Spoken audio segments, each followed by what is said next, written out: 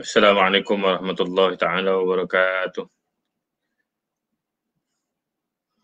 Insyaallah kita mulai nanti jam jam 7.05 insyaallah.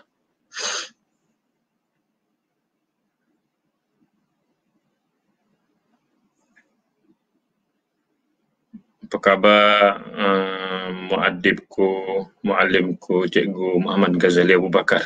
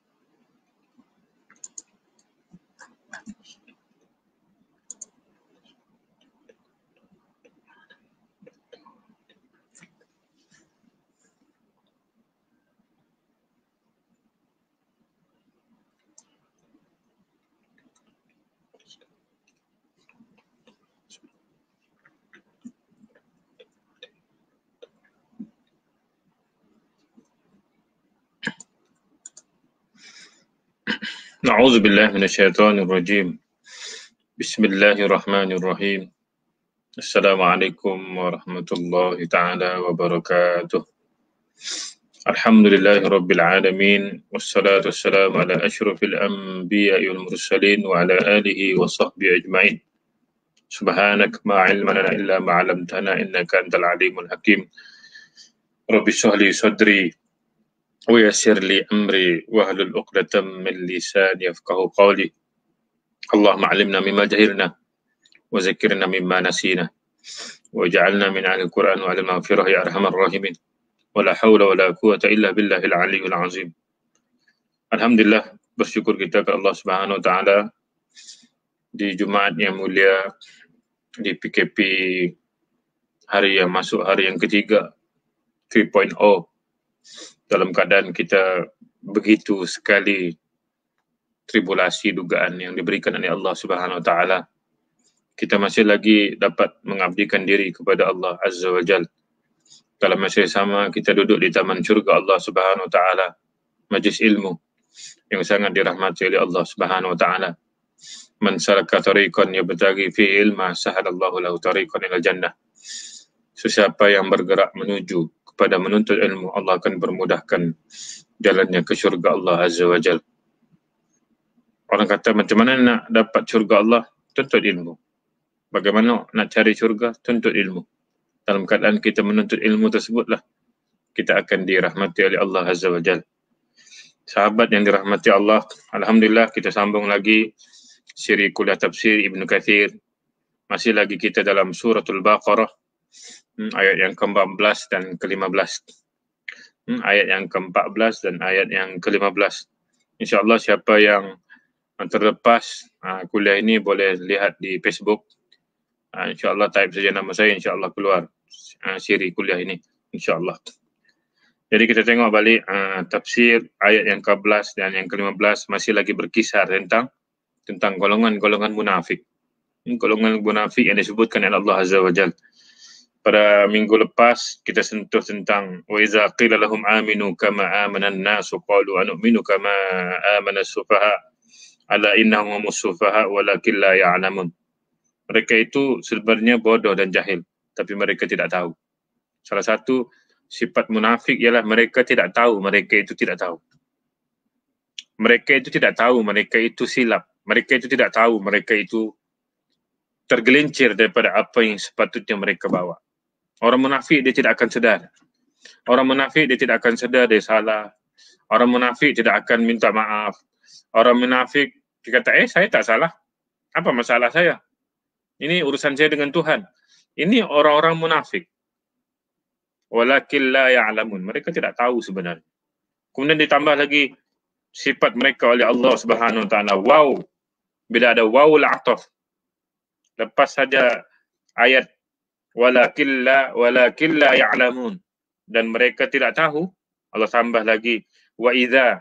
Wow di situ, wow itu ialah sambungan daripada kisah sebelumnya.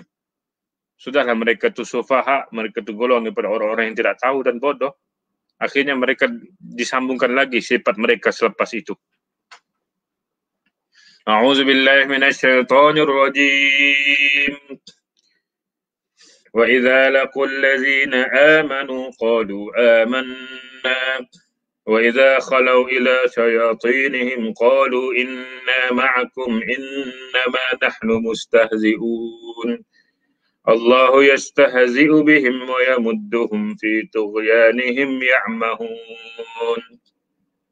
Ayat yang 14-15 menceritakan tentang bagaimana mereka itu, orang-orang munafik itu, wa idza laqul ladzina amanu. Saya sudah sebut sebelum ini zal. Pastikan zal itu tidak tersilap dengan zai.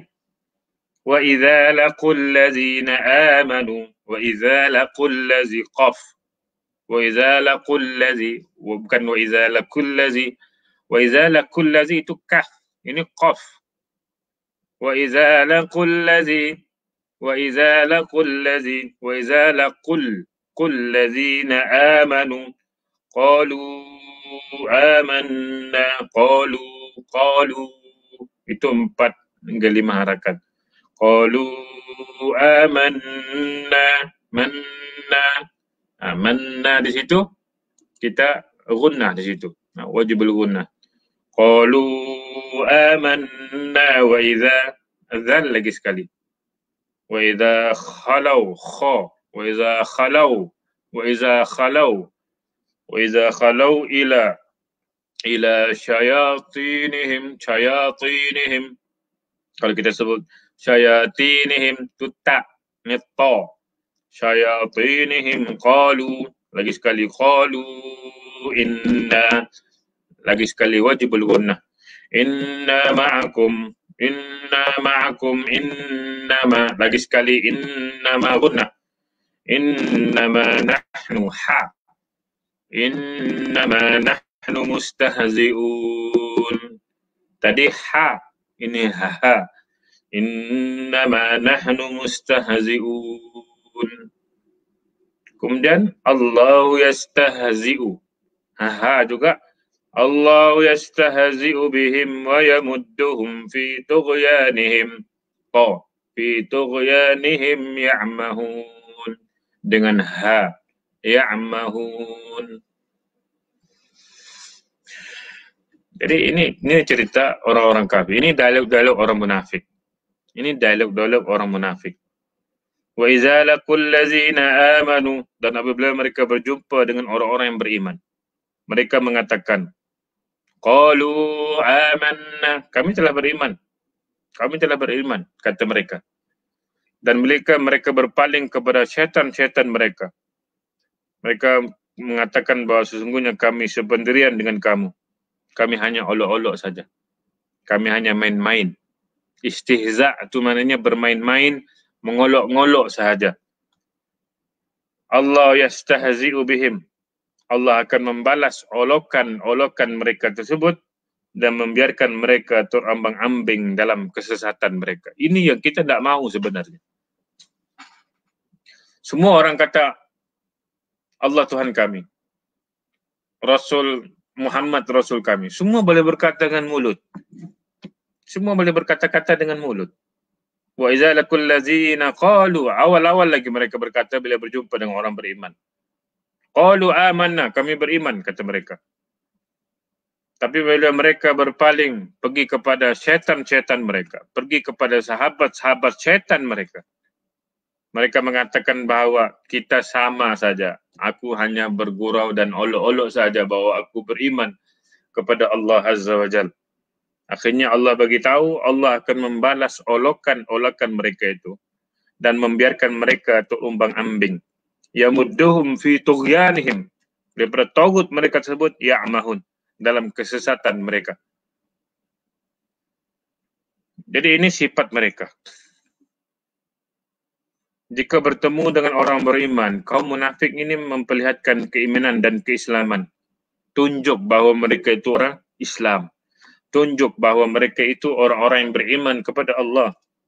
Dikata kami telah beriman. Semua itu dilakukan untuk menipu dan melindungi diri mereka sendiri. Itu taqiyah, mengolok-olok sahaja. Dan mendapatkan ghanimah untuk rampasan perang. Dia berkata kepada orang beriman, dia berkata kepada sahabat Nabi, dia berkata kepada Nabi SAW, kami beriman. Jadi, seolah-olah mereka juga mendapat habuan untuk benda seperti itu. Sama lah kita lihat sekarang. Bila ada saja YB, orang-orang VIP pergi ke masjid, nampak mukanya itu ke masjid. Tapi bila VIP ataupun orang-orang yang hebat itu tidak ada ke masjid, tidak ada pun rupa mereka itu muncul. Ini siapa sebenarnya orang-orang ini? Bila kalau contohnya DMN, Datuk Naib Chancellor datang, wujudlah orang-orang ini.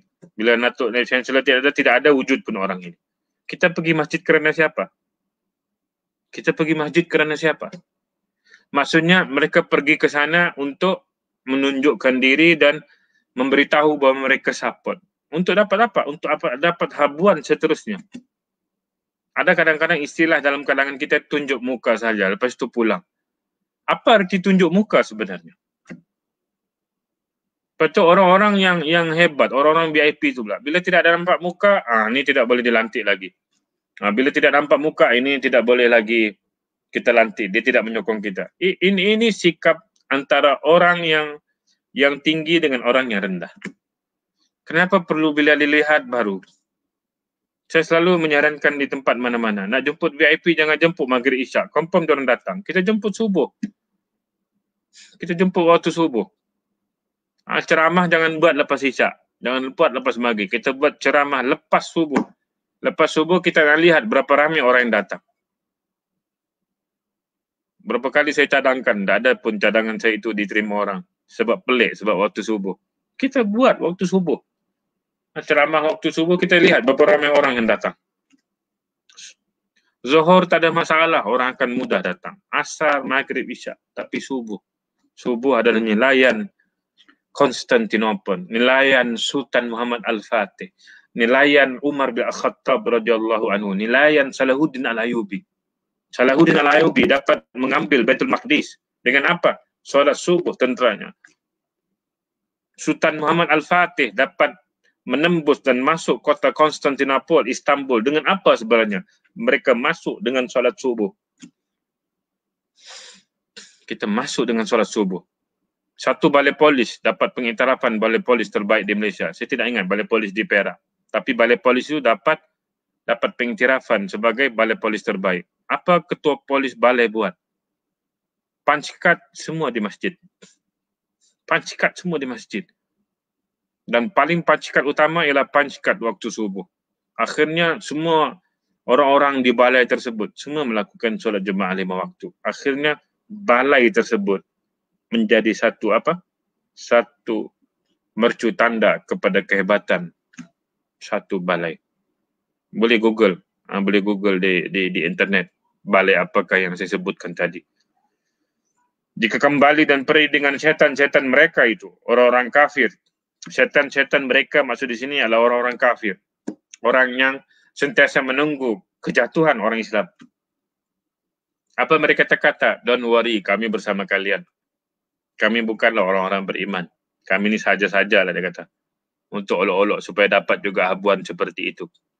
Ini nilaian orang munafik. Orang munafik khususnya Asbabun Nuzul ini berceritakan tentang orang munafik di Madinah. Kalau kita tengok di situ bagaimana mereka itu wa idza khalau ila syayatinihim qalu inna ma'akum innama nahnu mustahzi'un. Jadi ada di situ dipanggil khalau. Khalau ila syayatinihim. Wa idza khalau. Jadi apa arti khalau di situ? Khalau di situ maksudnya kata dasar khalau itu adalah daripada perkataan setelahnya melalui huruf ba. Dengan demikian dia punya perkataan tersebut khala bihi. Maksudnya berkumpul dengannya. Khalau ila syayatinihim. Jadi khala ni maksudnya mereka itu bersama berkumpul dengannya. Jadi khala itu maksudnya hendaklah dia menggunakan perkataan khala bi. Dia adalah berkumpul bi dengan. Tapi kenapa dalam ayat ini khala ila dengan alif lam ya ila kepada. Sepatutnya khala itu mesti menggunakan prosesisi ataupun harfun jar dengan ba. Dengan. Mereka berkumpul dengan. Tapi kenapa digunakan ini wa iza khalau ila syayatinihim. Inilah hebatnya bahasa Arab. Inilah hebatnya bahasa Arab bagaimana kita nak mengungkapkan tentang ila syayatinihim. Kenapa benda itu? Maka ulama berbeza pendapat antara satu sama lain. Berbeza pendapat antara satu sama lain mau beritahu apakah arti di situ sebenarnya. Apakah arti menggunakan wa iza khalau ila. Kenapa tidak wa iza khala bi? Jadi sebagian ulama mengatakan bahawa itu terjadi kerana tadmin. Iaitu kata kerja yang disebutkan mengenai makna kata kerja yang tidak disebut. Sehingga kalimah itu menunjukkan pada dua kata kerja. Inilah nilai betapa indahnya kalau kita menafsirkan Al-Quran bukan secara literal, bukan secara word by word. Tapi kita mengandungi falsafah di sebalik kenapa digunakan Allah menggunakan perkataan ilah. Contohnya kalau perkataan mudahnya kalau siapa belajar bahasa Arab, kalau kita kata kita keluaran, takharrajtu. Maksudnya kalau dalam bahasa Arab, takharrajtu. Aku graduan, takharrajtu. Jadi banyak orang-orang menggunakan perkataan takharrajtu min. Aku takharajtu, aku keluar daripada contohnya takharajtu bin Jami'ati Malaysia Sabah. Aku graduan daripada min tu maknanya daripada Universiti Malaysia Sabah. Tapi ini sesuatu yang silap dari segi maknanya. Kalau takharajtu, aku telah keluar, maknanya keluar daripada pagar. Takharajtu. Tapi kalau kita menggunakan preposisi yang lain, kita menggunakan takharajtu fi Jami'ati Malaysia Sabah. Aku graduan Universiti Malaysia Sabah. Kan beza tu, fi dengan ila. Itu sebabnya dalam Al-Quran banyak harfun jar, huruf preposisi itu. Preposisi itu banyak, preposition banyak, ila, min, kepada, semua itu bukan saja-saja diletak. Itu bukan saja-saja diletak, punya makna tersendiri. Jadi oleh sebab itulah kita graduan, takharajtu min, bukan takharajtu min, tapi takharajtu fi. Itu adalah sesuatu yang harus kita faham. Jadi kata kerja khalau di sini mengandungi makna insarafu, berpaling. Disebabkan menggunakan huruf jar, iaitu huruf ila. Jadi kalimah ini menunjukkan pada dua kata kerja, itu khalau dan insarafu. Masuk ayat tersebut, jika mereka berpaling, mereka ini bila berkumpul dan berpindah kepada kawan-kawan mereka, iaitu syaitan-syaitan itu, mereka berkumpul bersama mereka, maksudnya di situ. Wa iza khalau ila syayatinihim, mereka bersurai daripada bersama dengan orang beriman, dia akan pergi kepada orang-orang yang merupakan musuh-musuh, iaitu daripada syaitan dan kawan-kawannya. Mereka akan berkata, kami bersama kamu. Jadi ini menunjukkan pendapat yang pertama, kenapa menggunakan ilah. Ini pendapat Ibnu Jarir At-Tabari. Kemudian yang ulama lain mengatakan bahawa dia saling bergantian. Itu huruf jar, preposisi itu yang disebut untuk menggantikan huruf jar, disebut ilah. Di sini bermakna ma'a. Ila itu kepada. Tapi maksud di sini ialah ma'a, bersama. Itu sebabnya kalau kita baca Al-Quran Karim, kalau kita tafsir Al-Quran Karim, kita faham benda tersebut. Bahawa ila itu kalau dari segi maknanya kepada. Wa idza khalau ila syayatinihim, jika mereka telah hilang dan pergi kepada syayatinihim. Tapi di sini maksudnya bahawa mereka itu bersama, ma'a, bersama. Sehingga maknanya jika mereka berpaling bersama pada syaitan mereka. Jadi itu menunjukkan maknanya. Jadi daripada dua pendapat tersebut, pendapat Imam At-Tabari itu lebih tepat. Iaitu maksud di situ ialah mereka itu berpaling. Bila mereka berpindah kepada golongan rakan-rakan syaitan mereka tersebut. Orang pun tanya, sebut syaitan. Syaitan ni apa makna syaitan? Kita tekan-tekan tanya, apa makna syaitan? Apa makna syaitan? Wa iza khalau ila syayatinihim. Syaitan di situ apa maksudnya? Kita faham syaitan itu saja. Syaitan maknanya syaitan, itu syaitan. Kalau yang paling bagus sebut ni Ahmad Nispu. Ahmad Nispu memang dia menggunakan makhraj yang betul. Kau mengarut apa itu syaitan, memang dia tepat. Saya sangat suka bila Ahmad Nispu menyebut syaitan. Tapi bila sudah habis Ahmad Nispu dan lain-lain, semua sebut S-E-T-A-N, setan. Itu yang setan tak pernah takut. Sebab apa setan tak pernah takut? Sebab kita sebut pun salah. Kalau kita orang sebut nama kita salah, apa perasaan kita? Salah tu bos, sepatutnya bunyinya begini. Tak berapa betul tu bos, sepatutnya begitu. Kita akan sensitif bila orang tidak menyebutkan nama kita dengan betul. Perasan bagaimana bila kita sebut nama syaitan tidak betul. Syaitan tidak akan memperdulikan kita. Syaitan, tapi kita sebut setan. Kita sebut syaitan. Jadi, kata syayatinihim ini, dalam tafsir ini, ada beberapa pendapat ulama. Pendapat yang pertama mengatakan bahawa syaitan di situ ialah bukan syaitan yang kita tidak nampak. Syaitan di situ ialah teman dan pemimpin golongan-golongan kafir. Ila syayatinihim. Kalau kita terjemah tadi dan mereka kembali kepada syaitan-syaitan mereka. Syaitan-syaitan mereka kita belum. Macam mana orang munafik yang boleh kembali kepada syaitan-syaitan mereka? Jadi mengikut Ibnu Abbas dan Ibnu Mas'ud radhiyallahu an, bahawa apa yang dimaksudkan syayatinihim, syaitan-syaitan mereka itu ialah teman dan pemimpin orang-orang yang kafir. Itu yang pertama. Jadi kita faham, tidak semua istilah syaitan dalam Al-Quran itu menunjukkan kepada syaitan hakiki, kepada jin yang hakiki. Kita kena faham. Minal jinnati wan nas. Itu jelas daripada jin dan manusia. Tapi di sini bila kita sebut ila syayatinihim, kita faham siapa yang dimasukkan di situ.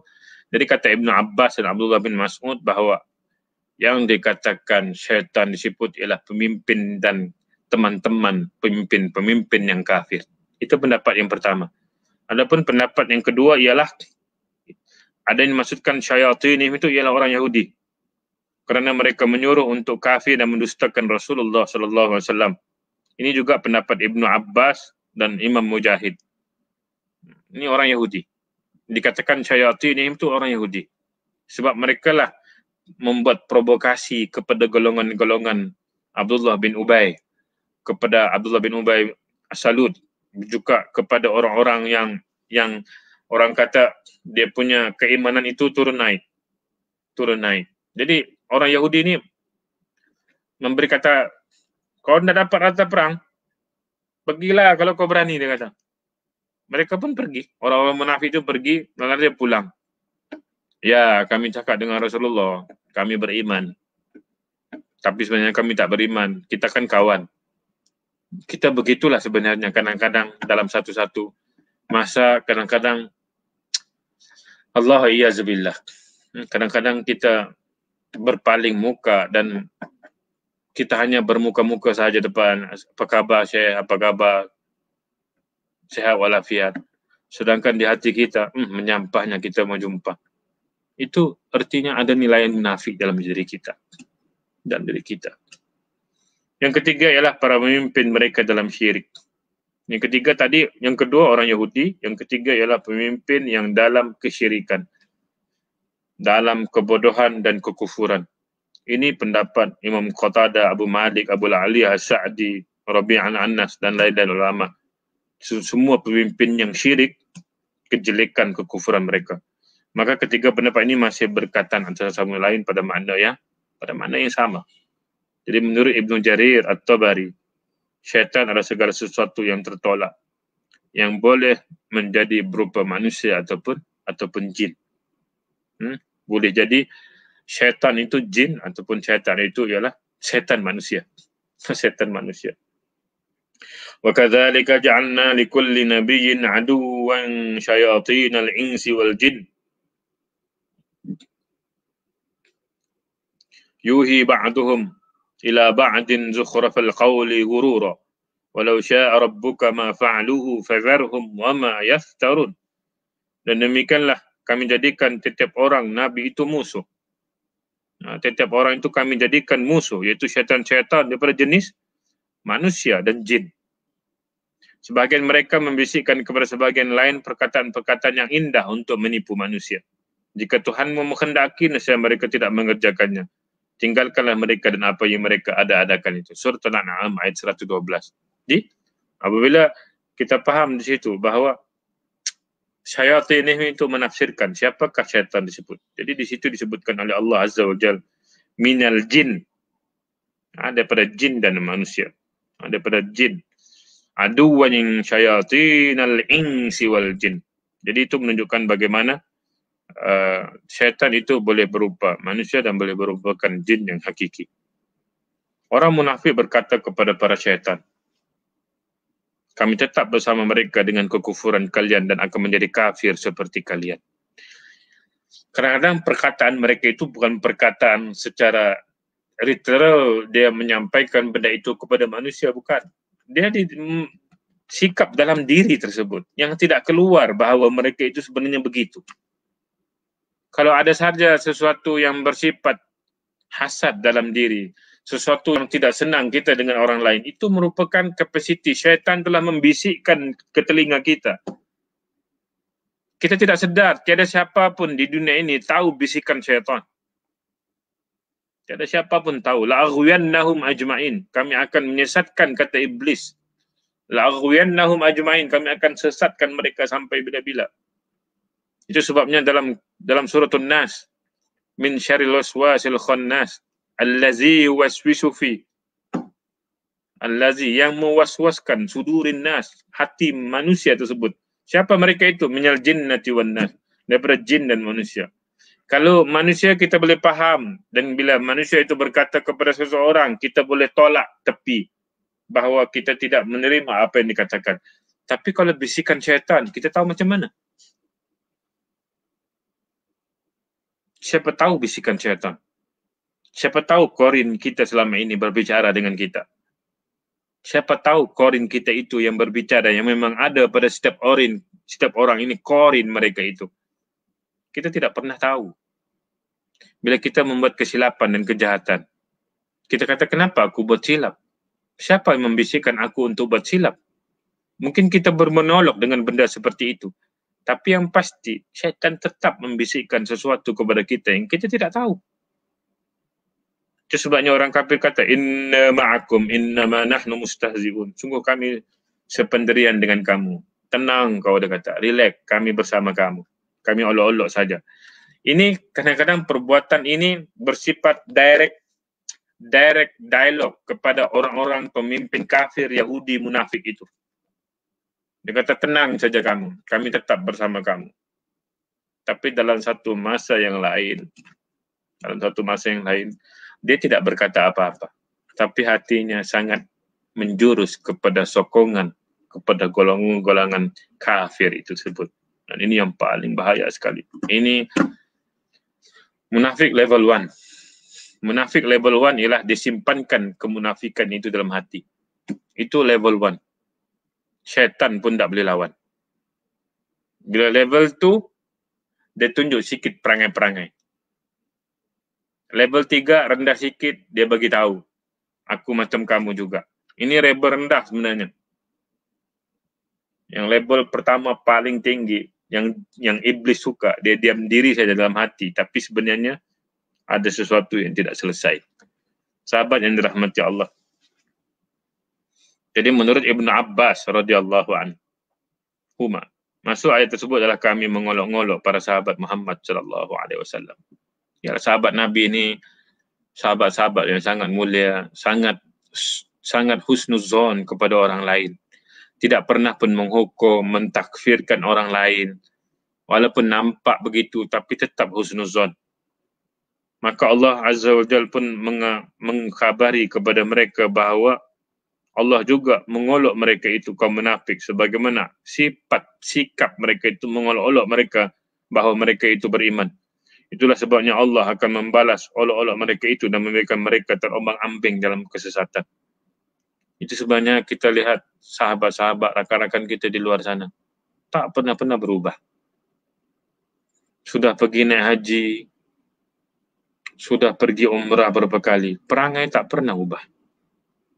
Sudah sakit, masuk hospital, keluar, diuji macam-macam, tak pernah berubah. Tidak pernah berubah. Kita kadang-kadang heran, kenapa tak pernah berubah? Takkan dia tidak sedar bahawa dia sakit itu Allah uji supaya dia itu bersyukur dengan kesehatannya? Takkan dia pergi haji dengan kesedaran dia pergi haji itu dengan dapat haji mabrur? Kenapa pulang masih perangai seperti itu? Kenapa bila ada sesuatu aja saja bantahan dia dan sebagainya? Kenapa dia begitu? Kadang-kadang kita tercari resipi bagaimana nak menyelesaikan. Dia solat 5 waktu, dia puasa. Tapi kenapa tetap tidak berubah? Kenapa tetap tidak berubah? Allah yastahzi'u bihim wa yamudduhum fi tughyanihim. Allah membiarkan mereka terombang-ambing dalam kesesatan. Wa'iyyazubillah. Astaghfirullahaladzim. Itu sebabkan dalam motivasi pagi saya tadi dengan pusat kecemerlangan pelajar ACP, bagaimana apabila kita mendapat satu kehebatan utama ialah Allah bagi kita ada sesuatu kudrah untuk koreksi diri. Pernah tak kita berkata sesuatu dengan seseorang, bila kita pulang, kita tidak dapat tidur. kita mengatakan dalam diri kita, salah sebenarnya aku berkata seperti itu. Maka mesej dengan kawan, minta maaf, tersalah percakapan tadi. Ataupun besok jumpa, minta maaf bosku, macam tak kena bah aku cakap tadi. Alhamdulillah punya koreksi seperti itu. Ada manusia tak pernah minta maaf. Dia kata aku salah apa? Ada aku salah, dia yang salah. Ini orang sombong, bos. Ini orang Fir'aun. Ini orang Fir'aun yang wujud di zaman modern. Silap Fir'aun itu ada di sepanggar. Fir'aun tersenyum saja. Ya, aku sudah mati, aku diseksa Allah. Tapi aku tinggalkan sifatku kepada penduduk-penduduk sepanggar. Wa iyazubillah. Allah jauhkan penduduk sepanggar daripada sifat-sifat Fir'aun. Sebab Fir'aun itu sombong. Selalu kita mendabi dada. Kau tu bukan ada pengalaman, aku lebih pengalaman. Kau berapa tahun kerja? Kau baru 2 tahun, aku sudah 10 tahun. Kau tu siapa? Itu jangan perkataan itu perkataan sombong, sahabatku sekalian. Don't ever do that. Jangan sekali-kali kita menggunakan perkataan itu kepada sesiapa sekalipun. Allahu Akbar. Itu perkataan sombong kepada Allah Azza wa Jalla. Kita pengalaman, kita bagus macam mana sekalipun. Don't ever say that. Jangan sebut perkataan tersebut. Wa yazubillah. Istighfar saja kita kepada Allah Azza wa Jalla. Jangan kita sebut. Jangan kita sebut bahawa aku lebih utama, aku lebih pandai, aku lebih dan lebih. Don't ever do that. Jangan buat benda itu. Rugi kita punya kebaikan kita buat selama ini. Kalau kita rasa kecewa dan sedih, nangis saja depan Allah Azza wa Jalla. Nangis saja depan Allah Azza wa Jalla. Tiada keperluan kita untuk memilih bahawa kita itu betul. Tidak ada ruginya kita ini betul dan hebat, betul dan hebat, betul dan hebat. Tidak ada kerugian pun. Rugi kita buat benda seperti itu.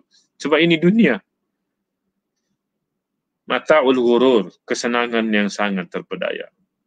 Kesenangan yang sangat terpedaya. Tidak ada gunanya kita untuk paham benda seperti itu. Dunia ini tidak pernah adil untuk kita semua. Kalau kita pikir dunia ini adil, we are wrong. Kita sangat salah. Kalau kita pikir dunia inilah suatu kesempatan, we are wrong. Tapi bukan mengatakan kita kena buang dunia ini, tidak. Kita harus grab it. Kita kena wabtaghi fima ataqallahu ad-darul akhirah wa la tansa nasibaka minad dunya. Bila kau dapat akhirat, jangan kau lupa nasibmu di dunia ini. Man arada ad-dunya fa alaihi bil ilm wa man arada al-akhirah fa alaihi bil ilm wa man aradahuma fa alaihi bil ilm. Kata Sayyidina Ali, kalau kau mau dunia dengan ilmu, kalau kau mau akhirat dengan ilmu, kalau kau mau kedua-duanya dengan ilmu. Kenapa Allah mengolok-olok kaum munafik? Para ulama berbeza pendapat mengenai penafsiran mengolok-oloknya Tuhan kepada kaum munafik. Dan apa alasan Allah Azza wa Jalla mengolok-olok orang-orang munafik tersebut? Hal itu akan terjadi pada hari kiamat. Bila Allah mengolok orang-orang munafik ini. Yang pertama, hal itu akan terjadi pada hari kiamat saat mereka berada dekat orang-orang beriman yang selamat daripada siksa neraka Allah Azza wa Jalla. Awalnya mereka mengira bahawa mereka ini akan selamat seperti halnya orang-orang beriman. Ini kesilapan orang yang tidak tahu mereka itu silap. Ini kesilapan bagi mereka yang tidak paham bahawa sifat munafik mereka itu akan dipertunjukkan oleh Allah Azza wa Jalla pada hari kiamat. Sama-sama orang Islam. Sama-sama orang Islam, sama-sama berjiran, sama-sama bekerja. Sama-sama mengaku Allah itu Tuhan. Sama-sama mengikut sunnah Nabi. Sama-sama. Tapi tiba-tiba pada hari kiamat kelak Allah memisahkan golongan ini. Satu golongan beriman hakiki, satu golongan yang beriman munafik. Lalu Allah menjerumuskan ke dalam kegelapan. Dalam ayat yang panjang dalam suratul Hadid. Yauma yaqulul munafiquna wal munafiqat lillazina amanu unzuruna naqtabis min nurikum qila irji'u wara'akum faltamisu nura faduriba bainahum bisurin lahu babun batinuh ila akhir ayat. Saya terjemahkan saja, panjang dia punya ayat. pada hari ketika orang-orang munafik, lelaki dan perempuan. Kenapa Allah sebut lelaki dan perempuan? Kenapa Allah sebut yauma yaqulul munafiqun lillazina amanu? Kenapa Allah menyebut ada dua gender terus? Selalunya iza ja'akal munafiqun dalam ayat lain satu gender. Qad aflahal mu'minun. Beruntunglah orang yang beriman. Kenapa Allah tidak menggunakan dua gender? Qad aflahal mu'minuna wal mu'minat. Kenapa Allah guna satu gender? Qad aflahal mu'minun allazina hum fi salatihim khashi'un. Beruntunglah orang-orang yang beriman. Gendernya lelaki. Tapi penafsiran ulama ialah gender itu ialah merangkumi lelaki dan wanita. Tapi tidak disebutkan al-mu'minin, al-mu'minat di situ. Dan ayat lain pun banyak juga. Tapi kenapa di sini yauma yaqulul munafiquna wal munafiqat? Mau beritahu sahabatku sekalian, bila Allah memberitahu tentang dua gender sekaligus dalam Al-Quranul Karim, mau beritahu, please watch out, tolong tengok betul-betul, wahai lelaki dan wanita. Wahai wanita, jangan kau kira namamu tidak disebut, nah kamu tidak termasuk. Kamu pun termasuk juga, kalau kamu sholat itu sangat khusyuk, kamu termasuk orang-orang yang berjaya. Tapi ini, Allah beritahu, wahai orang-orang munafik lelaki, wahai orang-orang munafik perempuan, tengok kamu dua-dua apa mau cakap. Mau beritahu disaster, betapa beratnya tribulasi, fitnah orang-orang munafik. Sampai dua gender dibagi tahu terus.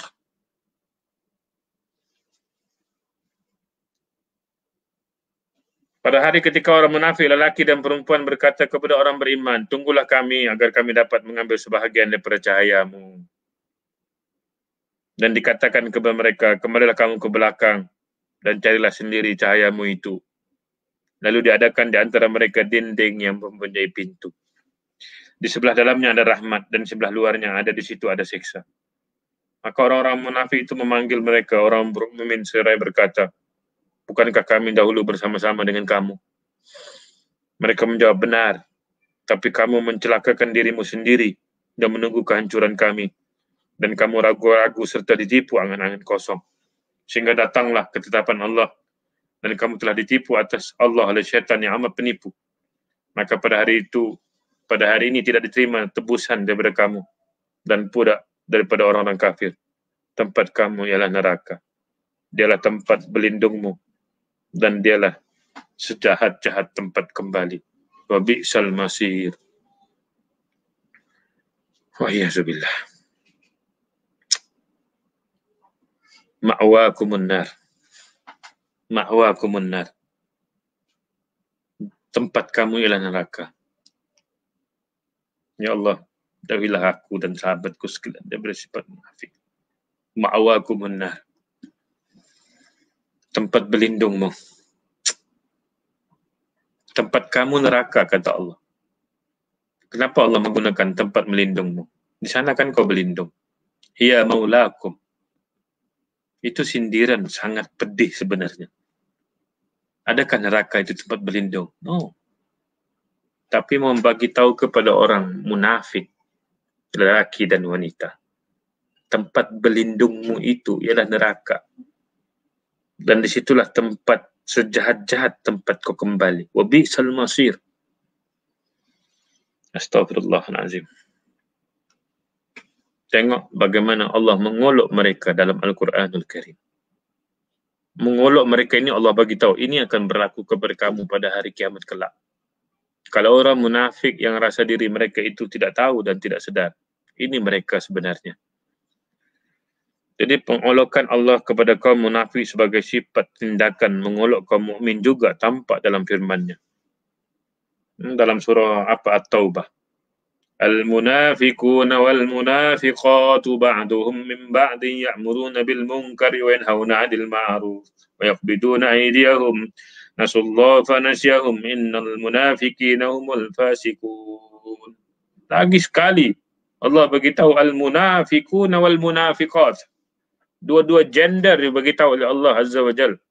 Orang munafik lelaki dan perempuan sebagian daripada sebagian lain adalah sama.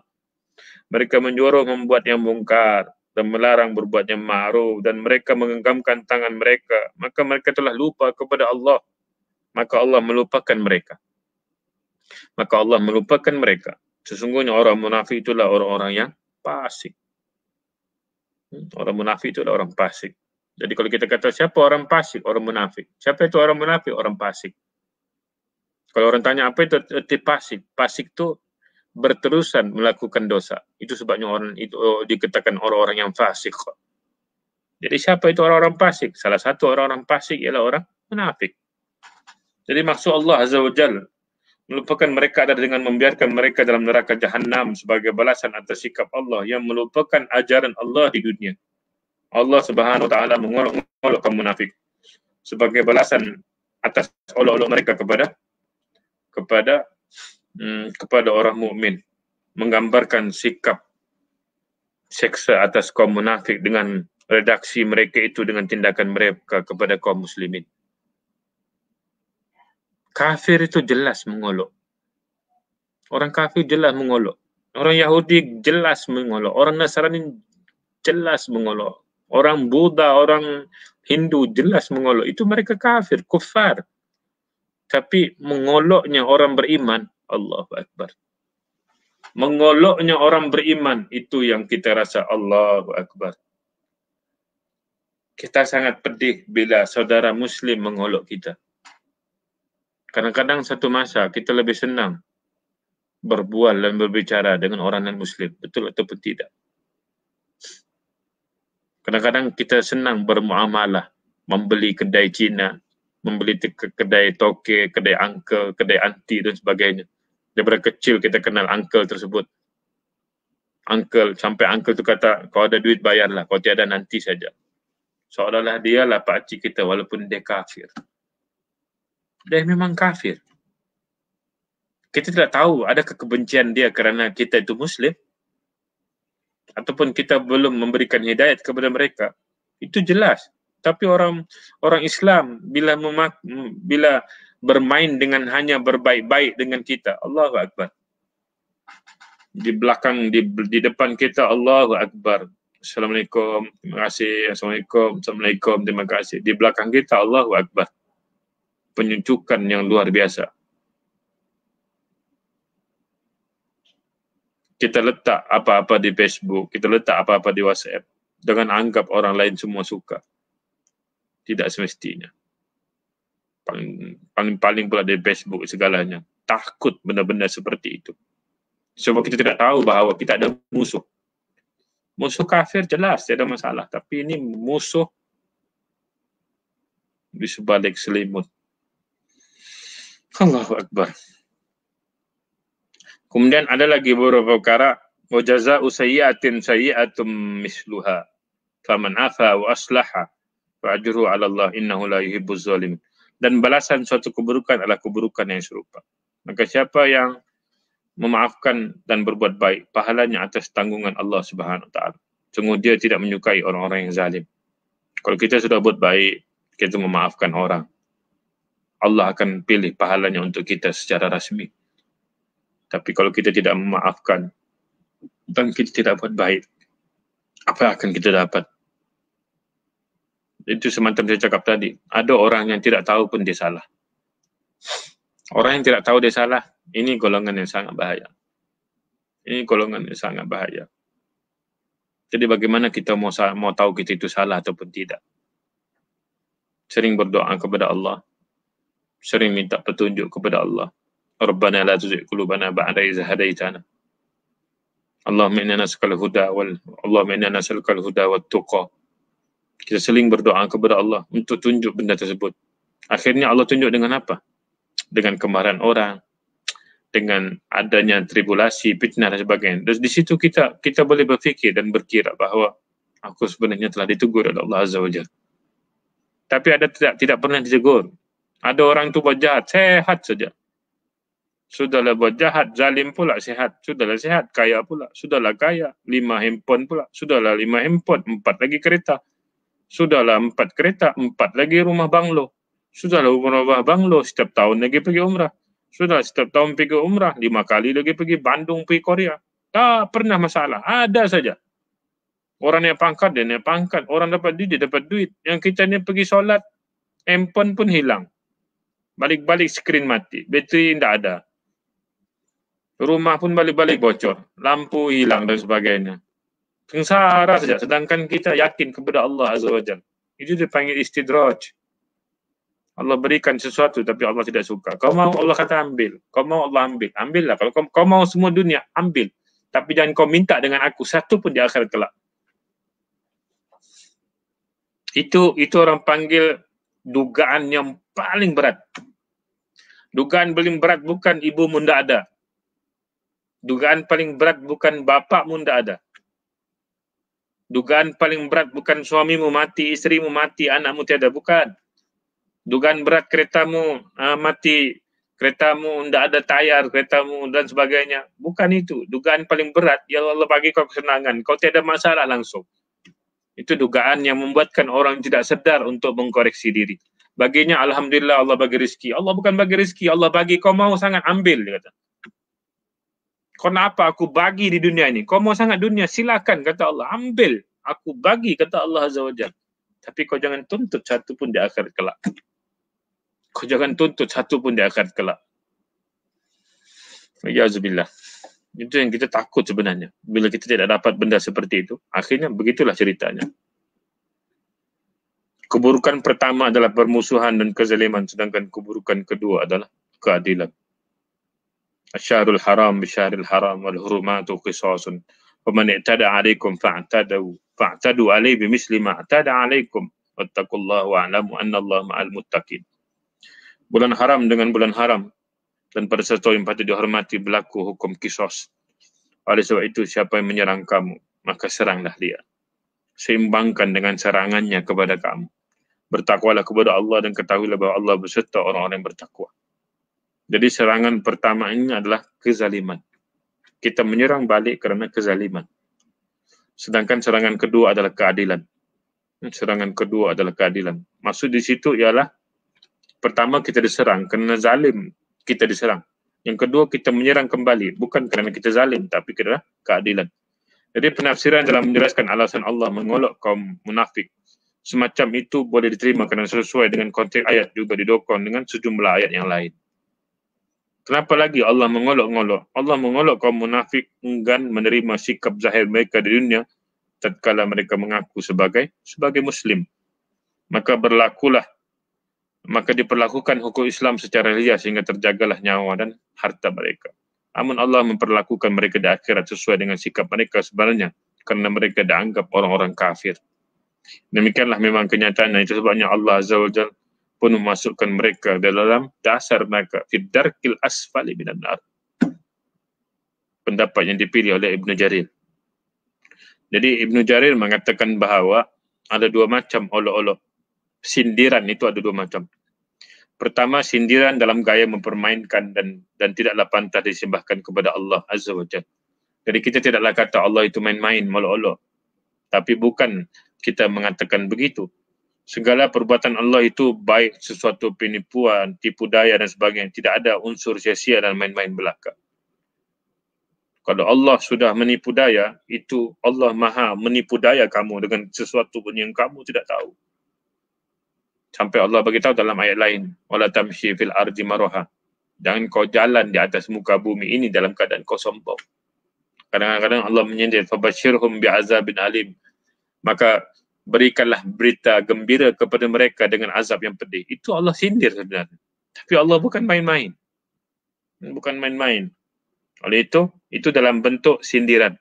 Yang kedua, kata Ibnu Jarir, Allah menyindir, olok-olok dalam gaya membalas keburukan dengan kejelekan yang serupa. Jadi pembalasan orang-orang yang mengolok-olok tidaklah bertentangan dengan kesucian Allah Azza wa Jalla. Kerana tidak ada larangan yang tidak pantas untuk Allah. Inilah gaya istihza. Dalam uslub bahasa Arab dipanggil uslubul istihza. Iaitu Allah mengolok kaum-kaum munafik. Ibnu Jarir berpijak pada pendapat Ibnu Abbas dalam menafsirkan makna al-istihza. Menurut Ibnu Abbas, maksud ayat tersebut adalah mengolok-molok mereka untuk menyeksa mereka sebenarnya. Apabila ada qaul yamudduhum fi tughyanihim ya'mahun. Yamudduhum fi tughyanihim ya'mahun. Yamudduhum fi tughyanihim ya'mahun. Apa di situ maksudnya?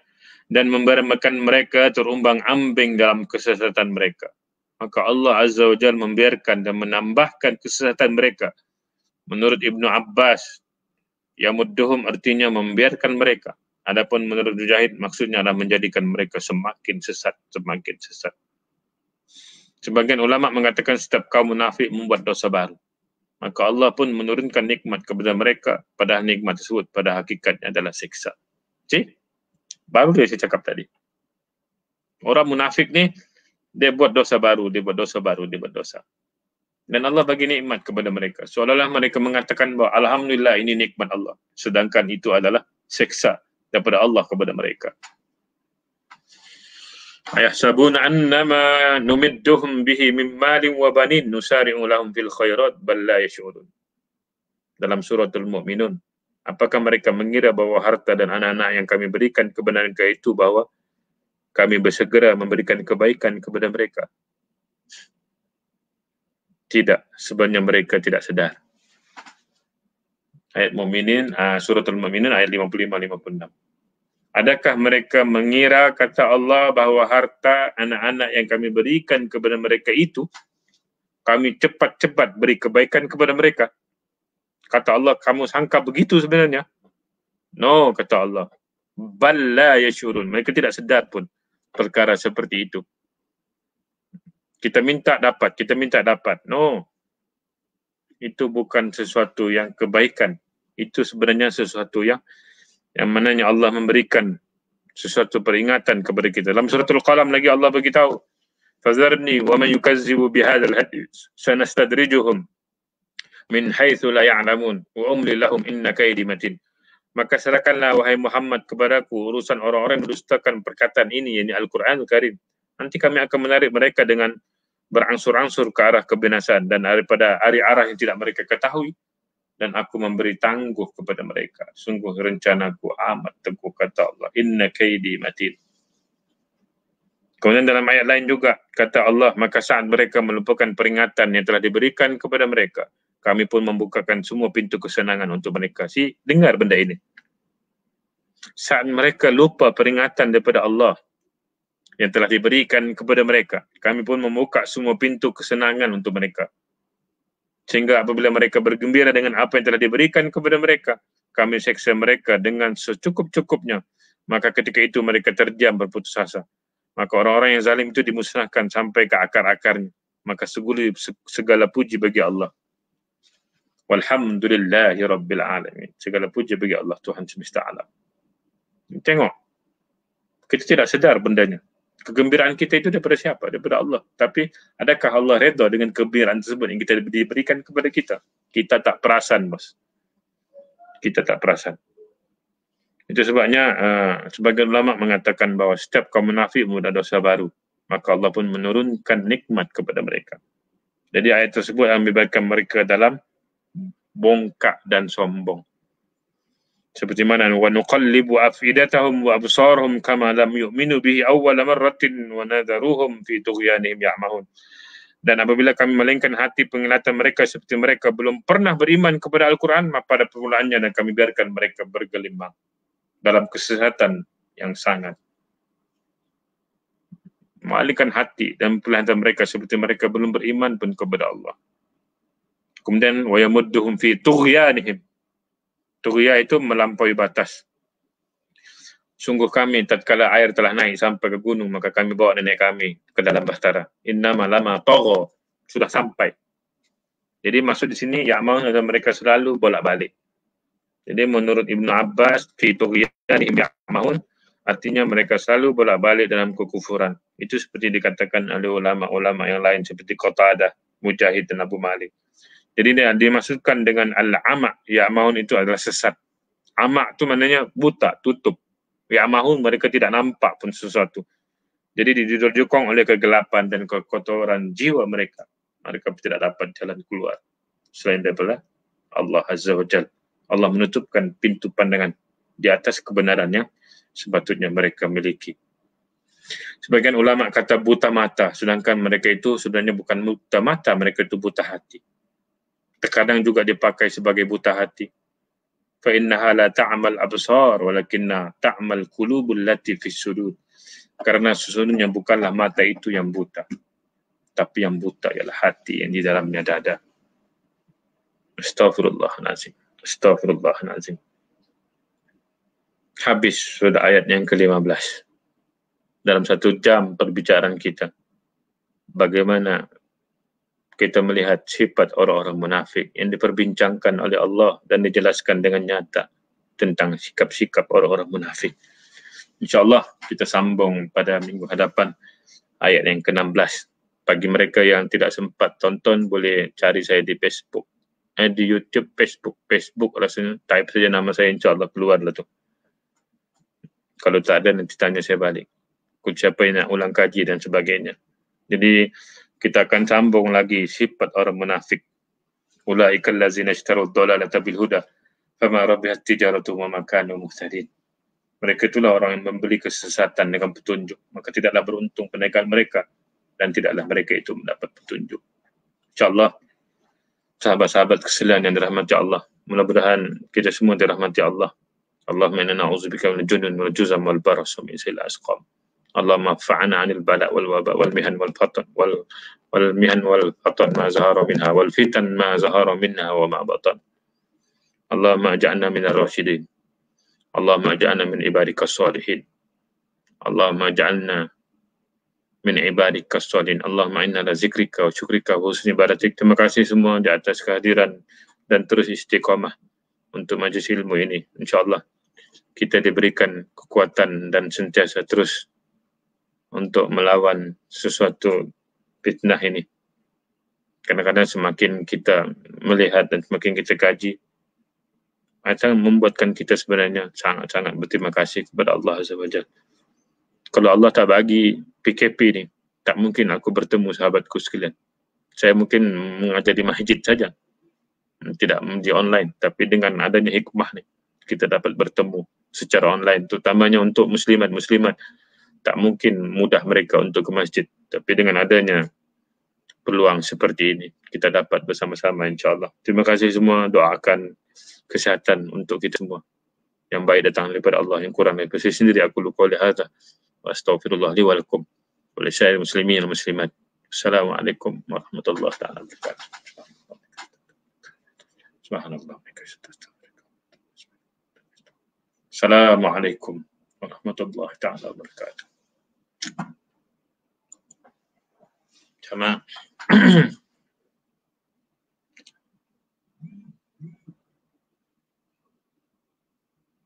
Barakallahu fikum.